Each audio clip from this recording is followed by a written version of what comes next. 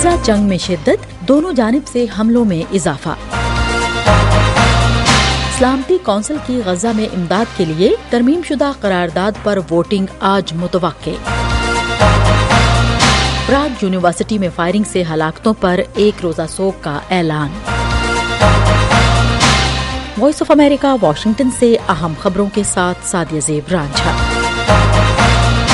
اسرائیل اور حماس کے درمیان جنگ میں ایک اور وقفے کے بارے میں کئی روز سے جاری کوششوں اور فریقین کی جانب سے ایک اور جنگ بندی پر آمادگی کے اظہار کے باوجود جمعرات کے روز غزہ میں جنگ میں شدت آ گئی ہے۔ اسرائیل کی جانب سے انتہائی بمباری کی جا رہی ہے، جبکہ حماس تل ابیب پر راکٹ برسانے کی اپنی صلاحیت کا مظاہرہ جاری رکھے ہوئے ہے۔ تل ابیب میں سائرن بجنے کی آوازیں گونجتی رہیں اور فضاؤں میں وہ راکٹ پھٹ رہے تھے جنہیں اسرائیل کا دفاعی نظام روک رہا تھا۔ حماس کی مسلح ونگ کا کہنا ہے کہ اس نے یہ راکٹ اسرائیل کی جانب سے شہریوں کو ہلاک کیے جانے کے جواب میں فائر کیے ہیں۔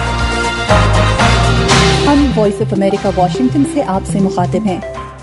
اقوام متحدہ کی سلامتی کونسل کی غزہ جنگ پر قرارداد کے مسودے میں امریکہ کے اعتراضات کے بعد اہم تبدیلیاں کی گئی ہیں اور توقع ہے کہ جنگ زدہ علاقے میں امداد کی فراہمی یقینی بنانے والی قرارداد پر آج ووٹنگ ہوگی۔ نظر ثانی شدہ مسودے میں اسرائیل اور حماس کے درمیان جاری لڑائی میں فوری طور پر جنگ بندی کے مطالبے کے بجائے ایسے حالات پیدا کرنے کی بات شامل ہوگی جن سے عسکری کارروائیوں کے خاتمے کی طرف جایا جا سکے۔ جمعرات کو کونسل کے اراکین نے قرارداد کے متن پر بند دروازوں کے پیچھے 1 گھنٹے سے زیادہ بحث کی۔ کونسل کے ممبران نے کہا کہ کیونکہ نئے مسودے میں بہت سی تبدیلیاں شامل ہیں، اس لیے انہیں اپنے دارالحکومتوں سے مشورے کرنے کی ضرورت ہے۔ عالمی ادارے میں تعینات امریکی سفیر نے مشاورت کے بعد صحافیوں سے بات کرتے ہوئے اشارہ دیا کہ امریکہ نئے متن کی حمایت کرتا ہے۔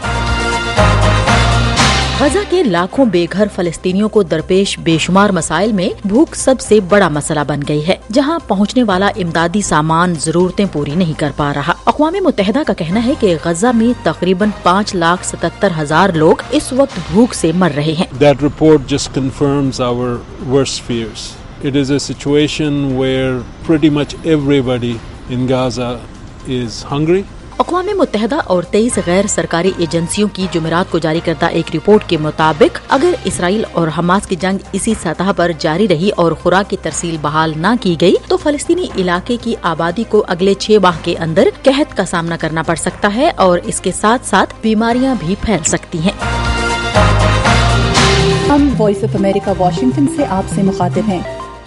جمعرات کو پراگ کی ایک یونیورسٹی میں ایک مسلح شخص نے 1 درجن سے زائد افراد کو ہلاک اور 20 سے زیادہ کو شدید زخمی کر دیا۔ پولیس کے مطابق 24 سالہ طالب علم نے پہلے اپنے والد کو قتل کیا، پھر خود کو مارنے سے قبل اپنی یونیورسٹی میں 14 لوگوں کو ہلاک اور 25 کو زخمی کر دیا۔ یہ جمہوریہ چیک کے دارالحکومت میں ہی نہیں بلکہ ملک بھر میں بڑے پیمانے پر شوٹنگ کا اب تک کا بدترین واقعہ ہے۔ چیک وزیر اعظم پیٹر فیالا نے قوم سے خطاب میں اسے ایک گھناؤنا فعل قرار دیتے ہوئے دکھ کا اظہار کیا اور مرنے والوں کے لواحقین سے تعزیت کی۔ حکومت نے اس واقعے کے بعد ایک روزہ سوگ کا اعلان کیا ہے۔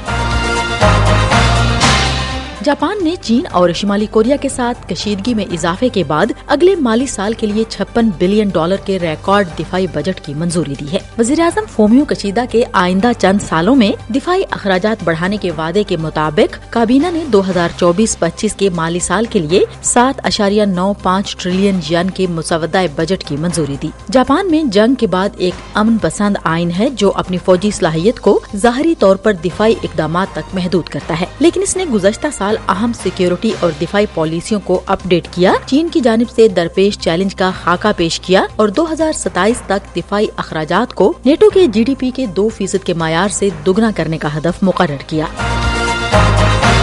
ہم وائس آف امریکہ واشنگٹن سے آپ سے مخاطب ہیں۔ اور بھارت کی جنوبی ریاست تمل ناڈو کے کئی حصے ابھی تک سیلابی پانی کی زد میں ہیں، کیونکہ بارش کا سلسلہ ابھی تھما نہیں ہے، جس کے نتیجے میں ٹریفک میں افراتفری اور بجلی اور پانی کی سپلائی میں کمی آئی ہے۔ سیلاب سے کم از کم 13 افراد ہلاک ہوئے تھے۔ 8 سال قبل بھی چنئی میں شدید بارش ہوئی تھی، جس سے شہر کے بڑے حصے زیر آب آ گئے اور تقریباً 290 افراد ہلاک ہو گئے تھے۔